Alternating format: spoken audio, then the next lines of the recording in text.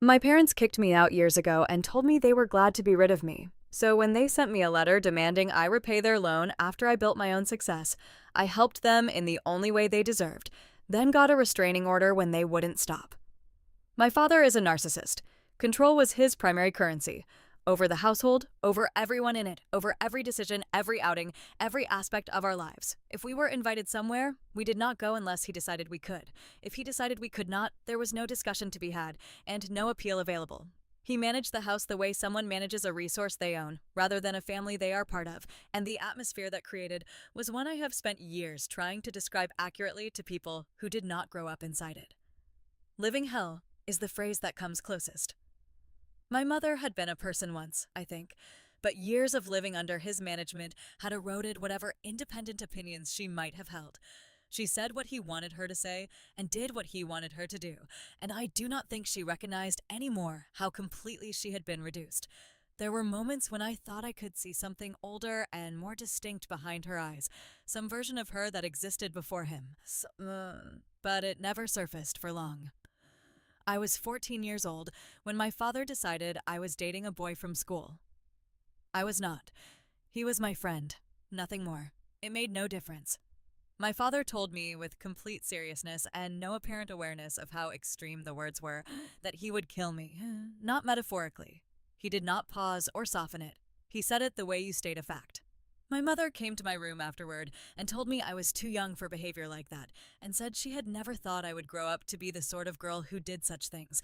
I had not done anything. I was 14, and my mother was calling me a name she did not even say out loud. That was the evening I decided that the moment I turned 18, I was leaving, and I was not looking back. The years between 14 and 18 moved slowly in the way that time moves when you are waiting for something you cannot accelerate.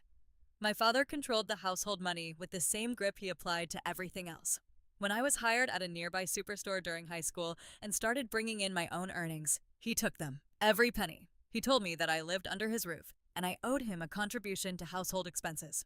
When I told him I would contact the police, he told me calmly that if I made that call, he would throw me out the same day, and I would end up with nothing and nowhere. That threat was the only thing that kept me in that house. I was old enough to know he meant it, and not yet old enough to know what I would do if he followed through.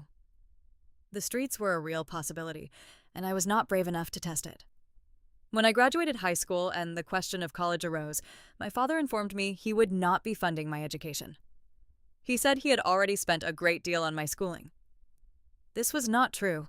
I had attended public schools throughout. There had been no significant expense, but he said it with the confidence of someone who has never needed to be accurate, and my mother did not contradict him.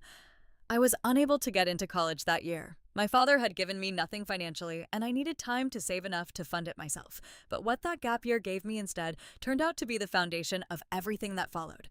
I was hired as a waitress at a well-regarded restaurant, and I was good at it. I earned more than I had at the superstore, and I saved everything I could. When I had enough to move, I told my parents I was leaving and that they would not be hearing from me again. My mother's response was to tell me they were glad to be rid of me and would be happy if I never contacted them.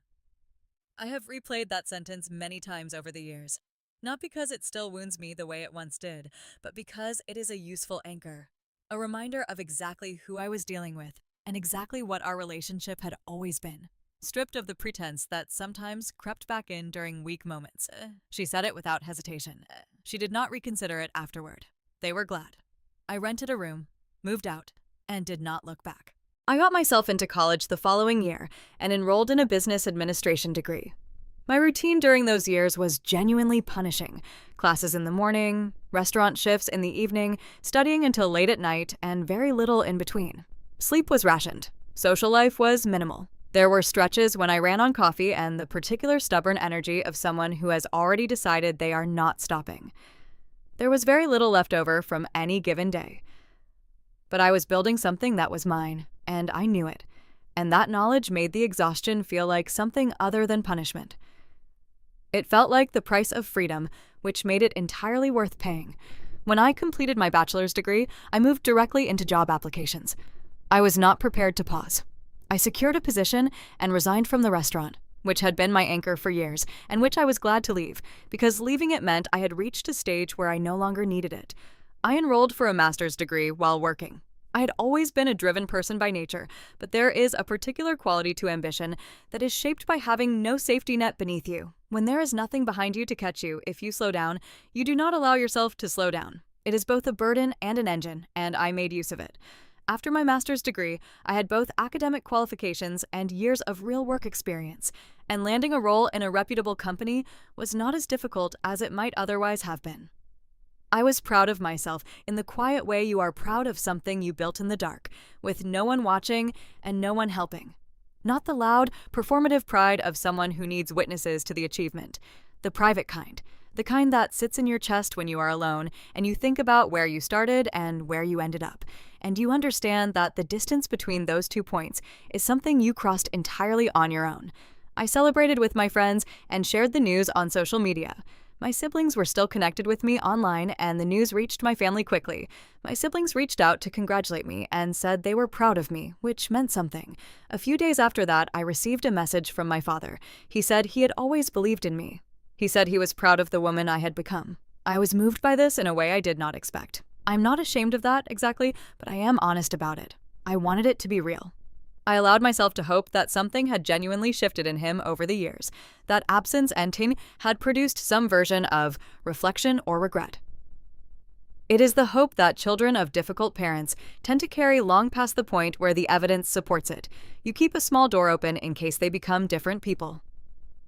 I had not realized mine was still open until his message walked right through it. I should have known better, but I wanted it to be true, and so, for a few days, I let myself believe it. Then the parcel arrived. Inside was a bank statement.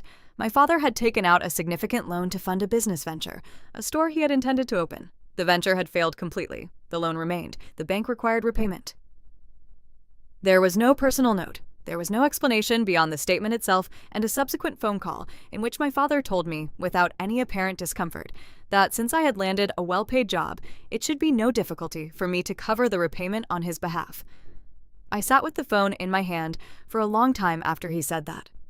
I thought about being 14 and having my earnings taken from my hands every week after a full day of school and a shift at the superstore. I thought about being threatened with the streets. I thought about my mother standing in my doorway, calling me names and telling me I was not the daughter she had expected. I thought about every year I'd spent building a life that none of them had any part in. The morning lectures, the evening restaurant shifts, the late night studying, the master's degree, the job applications, all of it, while they offered nothing and demanded everything. And now a bank statement, a loan he had taken for a business idea that had nothing to do with me, sent to my address with the quiet expectation that I would simply cover it because I was now in a position to do so. Then I sent them a parcel of my own. Inside was a letter. I told them that I did not recognize who they were referring to. They had the wrong person. I had no family, and therefore I could not be the daughter they were attempting to contact. They had perhaps confused me with someone else. My father called me the day he received the letter. He told me he had thought I had grown up and moved past the petty behavior he apparently remembered from my childhood, though I was curious what behavior he was referring to, given that most of what I had done as a child was try to survive him. I told him that I appeared to have inherited my consistency from him, since he too had not changed a single discernible thing across all those years. He told me that if I was claiming to have no family, it was because I did not deserve one. I wished him a good day and ended the call without raising my voice. My mother called later that same day. She said it was very mean of me and that she had not expected it. She reminded me that as the eldest child in the family, I carried certain responsibilities. I asked her why she had not thought about those responsibilities when she and my father were treating me as a problem to be contained rather than a person to be raised, and whether it was only the arrival of a regular salary in my bank account that had produced this sudden interest in what I owed the family. I told her the loan was not my problem under any framing. They had not taken it for my education or for any purpose connected to me in any way. They had taken it for a business idea that had failed, and managing the consequences of that failure was something they needed to do themselves. My brother came to see me not long after that. He was calmer than I had expected him to be at first, and I wondered whether he had been sent or had come on his own initiative. He told me our father was not well, that the financial pressure had affected his health, and that receiving my letter had made things considerably worse. He asked me to stop what he called revenge, and to think about the fact that our father's life was already hard enough. I told my brother that our father's life was difficult because he had spent decades making everyone around him miserable. And that misery, in my experience, had a way of finding its way back to its source eventually. I suggested that our father sell the house to raise the funds to clear the loan, and then relocate to rented accommodation like the rest of the world. My brother was furious at the suggestion. He asked whether I wanted to see our parents on the streets, as though selling a house to cover a debt one had voluntarily taken on was equivalent to destitution. I told him that if they chose not to sell voluntarily, the bank would eventually compel them to anyway. That a rented flat was a perfectly ordinary place to live and was not remotely the same as the streets, regardless of how he chose to frame it. I told him that I had lived in a rented room from the age of 18, having left a home that was not a safe place, and I had managed perfectly well. My brother told me I was the worst daughter he had ever known, picked up his things, and left my flat. I did not try to stop him. My father continued calling. He tried different framings of the same request. Just a few installments, just a small amount. He would repay me later. It was only temporary. Each version was a slight repackaging of the one before it. I turned all of them down, each time more briefly than the last. His calls became frequent enough and insistent enough that something needed to be done, and I began to think carefully about what that something should be. I had, over the months since the parcel had arrived, been keeping records of everything. The bank statement they had sent without any request from me. The text messages from both my father and my mother. Messages that ranged from emotional pressure to outright threats, depending on which approach they were trying that week. The log of repeated phone calls. I had enough documentation to demonstrate a clear and sustained pattern of contact designed to pressure me, and I intended to use it. But first I decided to make good on something I had told my father. Before I filed the restraining order, however, I decided I owed my father one last act of assistance. He had asked for help, and I had told him I would help him, just not financially. I was a person of my word. I went to my parents' house and took a thorough set of photographs: the exterior, the rooms inside, the garden, the overall condition of the property. I uploaded everything to a well-used property listing platform along with a detailed and accurate description of the house. I priced it at a reasonable market rate. In the contact details field, I entered my father's phone number. He had asked for help finding a way to repay the loan. I was helping. I did not have to wait long. My father called within a day or two, furious in a way that I think genuinely surprised even him. He told me it was the worst thing any daughter could do to her parents. He threatened to contact the police. I told him I was simply trying to help him find a way to repay the loan, as he had requested, and that he was being ungrateful about it. He hung up on me. He did not contact the police. I received no notification of any complaint. After some time, I took the listing down, satisfied that the message had been received with sufficient clarity. The calls did not stop entirely. My father continued to contact me, alternating between emotional pressure and occasional hostility. I had the messages. I had the statement they had sent. I had everything I needed. I applied for a restraining order.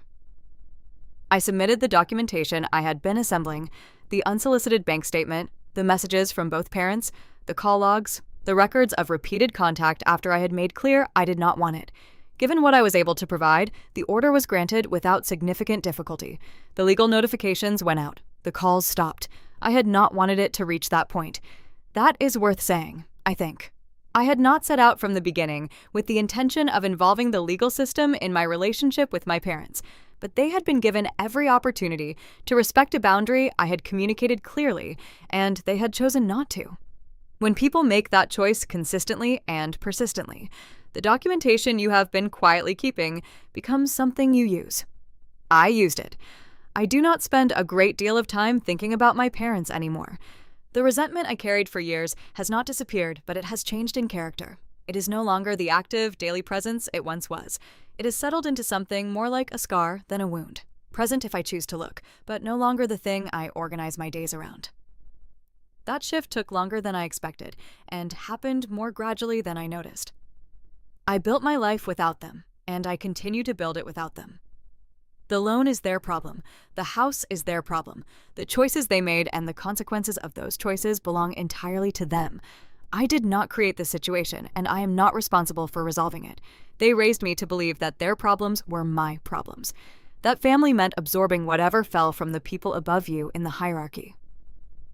It took me a long time to understand that this was not what family meant.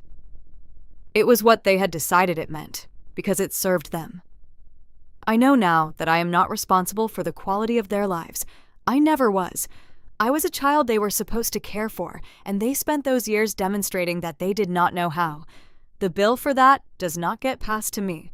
What I know with certainty is this: if I had not achieved what I achieved, they would never have contacted me. The years of silence were not something they felt guilty about or experienced as loss. They were simply waiting, passively, for something to appear that made reaching out worthwhile. When that something materialized, when my success became visible enough to be useful, they reached out with a bank statement. That is all the information I needed about whether anything had changed. The eldest child has responsibilities. My mother told me that, in the same phone call where she had nothing to say about the years she and my father had spent making my childhood a countdown. I agree with her, actually. The eldest child does have responsibilities. The responsibility I chose to take seriously was the one I owed myself. To leave when I could, to build something when I was out, to protect what I had built, and to refuse to fund the consequences of other people's choices with money I had earned through years of work that began before I was legally an adult. I have done all of those things. I consider my responsibilities well and truly fulfilled. I am not looking for their approval of that conclusion. I stopped looking for their approval a long time ago, the night I sat on a hotel bed in a rented room and understood for the first time that the number I had been counting down to was finally 0. I have not started counting anything since. There is nothing left to wait for. I have already built the life I was waiting to begin.